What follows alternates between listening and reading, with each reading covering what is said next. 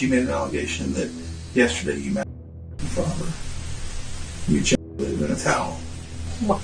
You said, come on, we'll be real quick. That's what I said. Look, I've been doing this a long time to know that this girl's not telling a lie. Since she was 4, I made a mistake for 8 years.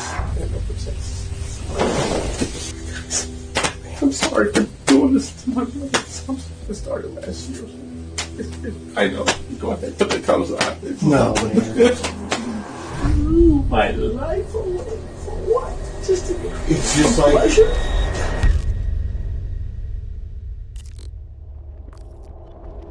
On April 12, 2022, Clay County deputies in Florida were called to a home after a 12-year-old girl came forward in tears, telling her mother about inappropriate contact that had happened earlier that day, and that it wasn't the first time. When investigators came, she explained that the behavior had been happening for a long time, more times than she could remember, and that she finally spoke up because she was tired of it and wanted it to stop. To their horror, the man she identified was 49-year-old Paul Mauricio, an 8-year patrol deputy with the Clay County Sheriff's Office, and a 20-year Navy veteran, and her stepdad. Mauricio was brought in for questioning and initially denied everything, claiming the girl was simply angry with him. But as the interview went on, his story began to crack, and inside the interrogation room, Mauricio would begin revealing the horrific truth behind what he had been hiding. So, tell me a little bit about what you've been going through, how you're doing. I know this has got to be a lot kind of coming in this. As far as the whole situation, Yeah. I feel like it just came out of nowhere. It's completely like unseen. Like didn't even see this coming, like at all. But, she woke me up this morning. I was in bed. I just gotta go pee, and she walked in the bedroom. I was like, "Hey, don't come in." So me and my wife were sleeping in the buff because our door is broken now, so all the kids they barge in all the time. She's like, "I don't feel good. I got a sore throat. Like my stomach hurts." I was like, "Really?" Because she did the same thing last week. She didn't want to go to afternoon rocks because some situation with some girls like bullying her or whatever. So I was like, "Are you sure that's the only reason you don't want to go to school? Is there, are you being bullied or anything? Is there something else going on?" "No, I don't think so." I was like, "All right, well, I'm gonna breakfast, take him to daycare, and go back to bed, whatever." I left, came back. 9 o'clock, she's still sleeping. Woke her up. I was like, "Hey, what do you want for breakfast?" She's like, "Bagel." I got her cinnamon bagels. She grabbed the toast, she put it in there. She grabbed the Philadelphia cream cheese out of the fridge. She said, "Can you open this for me?" I opened it up for her. She spread her thing on there, and then we sat down. I had a cup of coffee, and we sat down and watched Let's Make a Deal first. And then we watched The Price is Right. And then I got up to do our taxes, so I grabbed her computer, which was slow, so I ended up putting that away, grabbed my work computer, and I did it on there. And then by the time I got done, it was like 1 something. So I was like, "I'm going to take a nap." She goes, "I knew it. You were old people always taking naps." So, yeah, it's like, so I slept till about 4. Got up at 4, went back to daycare, picked up my son, came back. Away, she got home, I literally pulled up as she was getting home. Like, "The dinner ready, the hot dogs and hamburgers, I'm starving." Like, "Babe, I literally just got here." Like, I literally just pulled up. Their son's in the backyard catching lizards, so. Paul walked them through his day, leading up to when the 12-year-old girl came forward to her mom. He was trying to set an idea in the detectives' minds that this whole outburst happened because of something bad happening at school.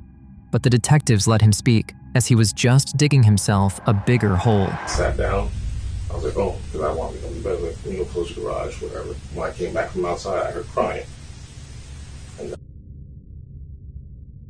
I heard, so I was like, "Are you okay?" And she was in there. She was in the bedroom. I was like, "What's going on?"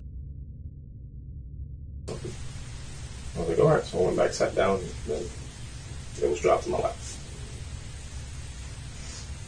Why do you think she would say something like that? Well, there's a couple of reasons, I think. One, we just found out on Monday that she and this boy that she had dated at the beginning of the school year. She started dating the initial gang. Like, that was her crush, her love. Like, she was in love with this kid. He basically crushed her. told her, like, we're going to talk tomorrow. She came home crying when they did bawling. And what happened? And she told us, we're like, and I told her, you don't really have boyfriends. Like, that's cool, crush stuff. So, and then we checked her through her phone because she was waking up tired every morning for some reason. Why she was tired? Why she was tired? Found out she'd been texting him like at 2 o'clock in the morning, back and forth stuff, and we laid into her. When she came home from school the next day, to see if she, catch her in a lie and see if she'd come clean. She was like, no, nothing. Why? Well, who's this? Oh, that's somebody, some girl that was like, all your other friends have names, but this person doesn't. Like, what's going on? Grilling her. Finally, she's like, yeah. It's like, blah, blah, blah. Like, your phone. You lost your phone privileges for about a month or however long it was. Just like detectives had suspected from the beginning, Paul leaned into the story that this all started with some boy at school, and that after she was punished for her behavior, she falsely accused him of abuse out of anger. It's a classic script many abusive guardians fall back on, but in cases like this, it's rarely ever the truth. She's like, I'm calling the cops. She's saying this. I'm like, you're 100% right, call, because they need to investigate. I'm like, I'm not going anywhere. Like, I have nothing to hide. So what do you think is the big reasoning? I mean, you said she had some bullying at school and stuff like that. Why do you think that the meeting the boy at school is what kind because once we told her that, like, her whole face, everything just changed. Like it went like. Now, what did she actually allege from the last night? With the. She said. She said you touched it, inappropriate. That's all she told me. She walked out of the bedroom and didn't come out. Came out a few times, said, Paul, I love you, but I have to do something. I love you too. She went and stayed in the bedroom until. So she never told you what those allegations were? Yeah. You didn't ask? Oh, she wouldn't even talk to me. So I just sat on the couch and I waited. And I went outside and sat with, anyways, talked inside, and we went outside and you guys showed up. You could tell Paul had been in the law enforcement industry for a long time, as he definitely did well at playing it cool and not panicking. Yet he still was suspiciously over-explaining himself.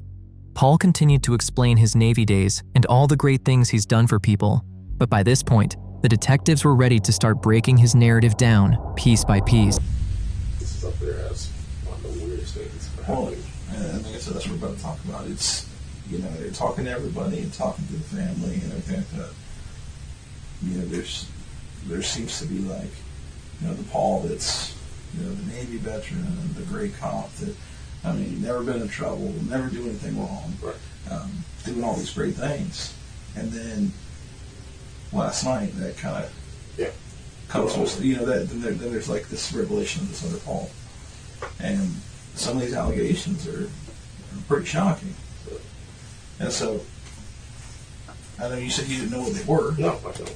So, basically, I'll tell you what she kind of, in a nutshell, what she's kind of said is, this has kind of been going on. This is nothing new.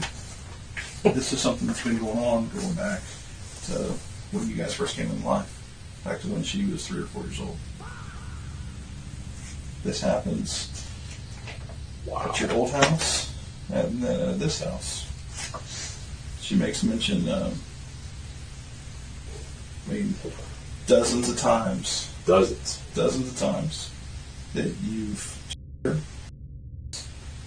both under and over the clothes, touched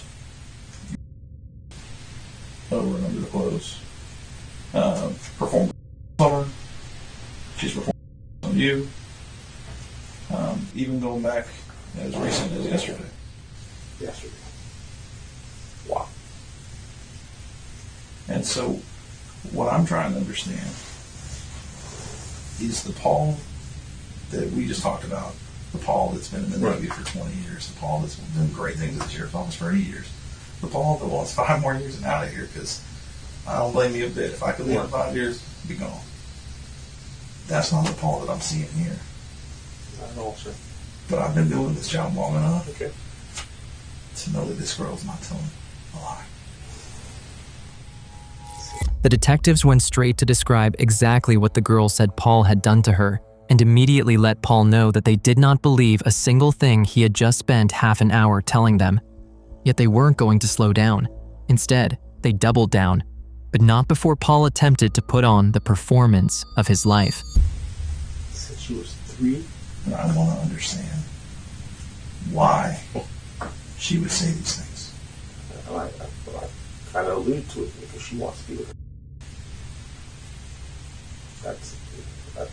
I think she wants to go, well, if I can't be with her, that's my thinking. Whether it's right or wrong, that's how I feel, because if this supposedly didn't happen this whole time, she spent countless times with her aunt down south, spent time with her in a locker for weeks at a time. And we've always told her anything, even at school, we had this conversation all the time with her. Anyone. You tell a teacher, you tell a principal, you tell anyone. You tell aunt, you tell them. And last night is the day. For me, it's just, This morning, like, got up. okay, prior to that morning. No, well, she's been in the past with just being there, witness, like, just pantsing it. Stop doing it. Absolutely. Okay. What about, would she know, has she ever walked in on you? I don't know, except for, like I said, last night, the door was open. It's like, the door's open, but I was like, well, I was going to close it. No, it's kind of, But you don't know if she get walked caught. in. No. Has she ever walked in on you? No. I hope not. So no reason to know, like, what kind of things you like to do, or everybody kind of has their own routine when it comes to certain things. Gotcha. No reason she would know anything like No. that. No reason she would have any inclination to say kind of the things you do, like you like to do it or anything like that, right? So, let me ask you this. When she came into the room, she gives a very similar description of yesterday morning like you do, except for a little bit of detail. So she comes in the morning, says that she lays down on the bed, says that she doesn't feel good, and goes to sleep. Right. You told her, say, hey, I got to go to school. Mm-hmm. You come back home, you walk up to her, and she says that her stomach hurts. Right. Kind of like you said earlier. And you said, come on, it'll be real quick. That's what I think. Not sure. She described in very, very vivid detail Okay. of things that y'all did that day. Things that y'all have done in the past. And I'm not talking, this isn't one instance. I'm talking, she's describing realistically probably hundreds of incidents in the past. Hundreds. Hundreds. I'm telling you. What Paul didn't know was that cops have questioned both the girl and her mother, specifically about Paul's preferences, and the horrifying truth was that the girl's and mother's descriptions were despicably close, almost identical. The kind of detail a 12-year-old with no mature experience should never be able to describe, which stumped Paul. Last night was when I've heard this ever mentioned. And here's what I think is, I've been doing this job so long, the kids, they'll make some stuff up to get out of trouble. Of course they will. There is no reason that he's going to make something like this up that hasn't been through it. What I want to understand is, like I said, no one has said anything other than you've been a great dad. You love your family. You care about your family. You're doing everything for your family. So when it comes to things like this, she's either a liar or she's telling the truth. Right.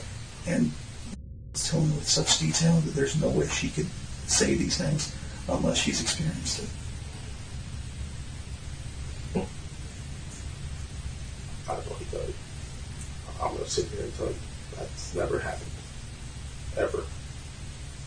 Because I said, we talk about this stuff all the time at the house. what she's supposed to be doing. Because it happened in school all the time. Because one time she came home and found I'm mistaken. I know what this is. Like, she just told us. And that her and some friends in school were talking about vibrators. And we both looked at each other like, what? I haven't done it at all.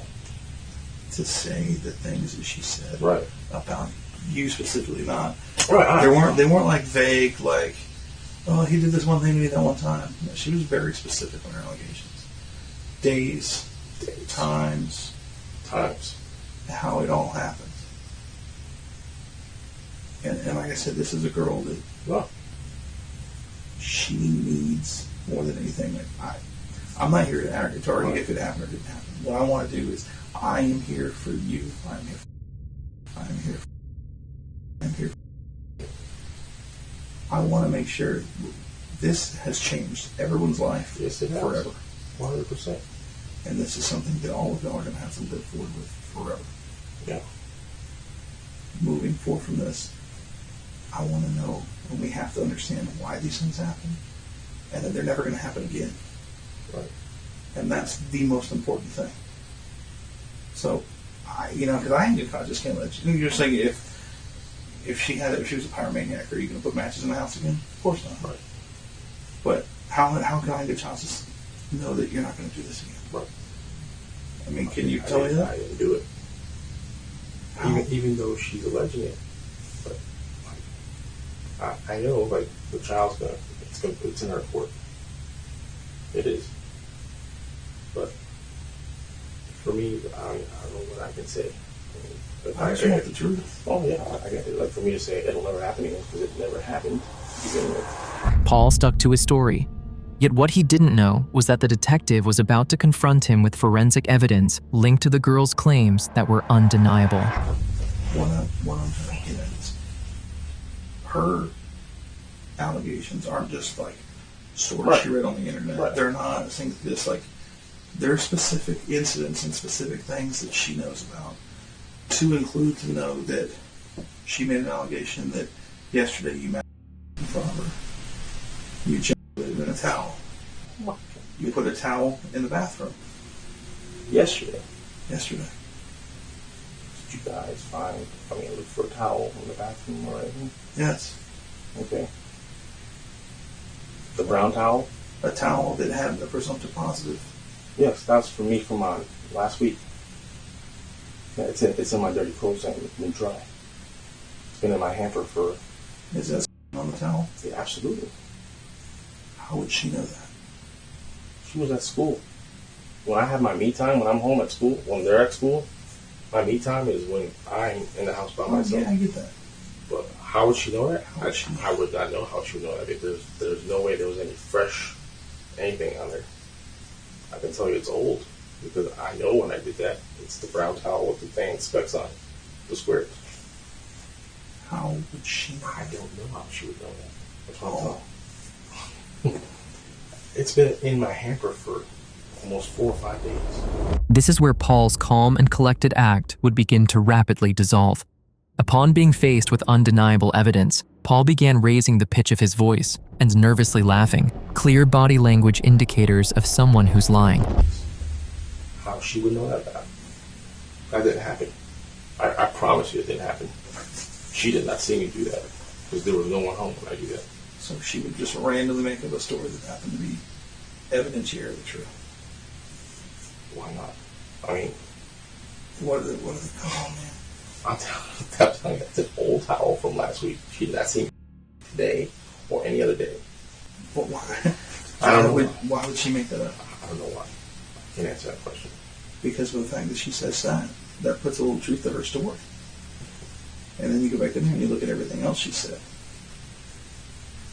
There's a lot of truths to a lot of those stories.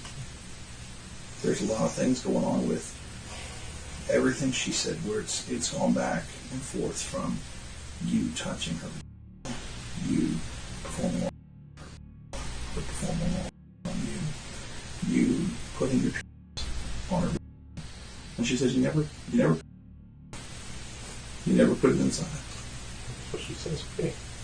The detective continued to explain in graphic detail what was mentioned in the girl's allegation against Paul, and he agreed to the request of a DNA sample. But with that, Paul's defense was thinning, and he was moments away from cracking. So, if I say I did these things, I shoot 11, then what happens? Where do I go from here? I told you, man, I want you to help. Yeah, help. How are you guys gonna help? How? Being locked up? It's like, that's not life for me. I don't. Not life for my family. I'm not here to put people in jail. I don't give. Paul. Look at me. Hey, look at me. I've been doing this a long time. I'm not here to put people in jail. I want help to you. You say that you are a great father. I am a great father. I have never doubted that, and they have either. You sit here and tell me that you care about your kids. Right. And you care I've done about anything for them. Right. They have to have help. How am I going to be there for them if I'm not there? Because the first thing they don't need another person to tell them they're liars.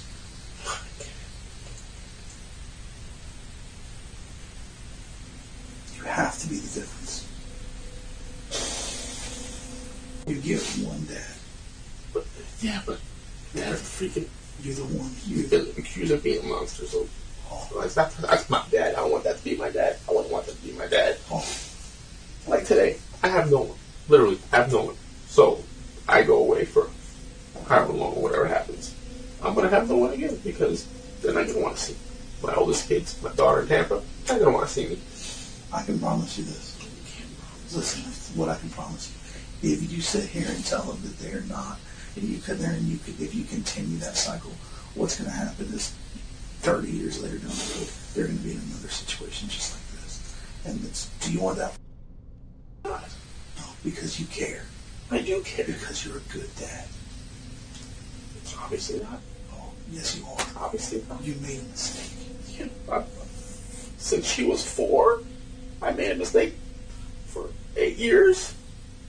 People make That's not a mistake. The difference is, Paul, only what? You cannot fix the past. I know that. There is no amount of things that you can change to make the past. But what you have the power to do is to change how everything happens from this moment on. You're the only one that can do that. I know that. But heartbroken. Beyond heartbroken. For you. I don't care about me. I really don't care at this point. I don't care about But I do, Paul. I ain't bullshit to you. You guys are just for living. You did the whole leg touch and everything. Don't think like you know me. I don't know. I'm here. Hey. What Paul said there was interesting. He mentioned how he knows the touch leg tactic the detectives do, the move where an investigator lightly taps someone's leg to build trust and make them feel more comfortable opening up. Yet despite Paul knowing the tactics, his emotions were so strong there was no way he was able to hold them in anyways. So he finally confessed, but not the way the detectives expected. But you have to come clean with everything so we know where to direct the help, man. You have to do that for them. That's what they deserve.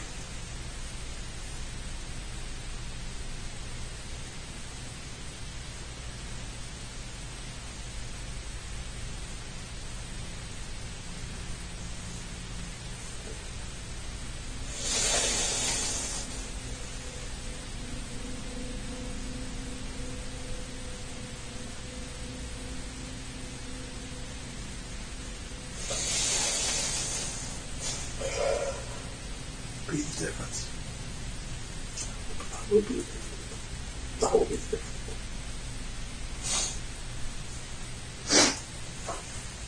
When did it start? Yesterday. The first time. Yesterday was the first time. Yes, sir. I promise you. She came away with me after I took it. When I came back, she went and then. She said, 4 years old? Absolutely not. I promise you that didn't happen yesterday. Tell me about yesterday. Well, like I said, I took my son to daycare and came back. She was still laying in bed. And she just lay there and started rubbing her back. And she rolled over on me. I heard her. Basically, I was laying out and she was laying out back to chest on me. Like you guys were both laying on your backs? Right. But she was laying on top of you? Right. After that, Paul would describe the details of what happened that day, but with way less severity than what the girl described. But after 15 minutes of tactical sympathizing with Paul, he admitted to it all. But she was brave enough to come forward. Paul, she's not lying about anything she said. Some of her details might be off a little bit, but she is not lying about anything she said. And I'm damned if yesterday was the first time, you know it's not. And don't take that away from her. She is putting herself out there being brave. Be the you are. Be brave. Tell the truth.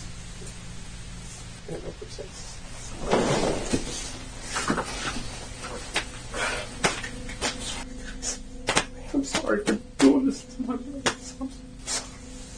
It wasn't the first time. It really wasn't. It's been going on for a year. I swear to God, it's been a year. It started last year. I know. You go ahead, but it comes out. No, man. That was it comes out. It didn't happen when she was little. That's where it happened. It started last year, and it was like it was a once a month thing. Once a month. That's like my thing to do.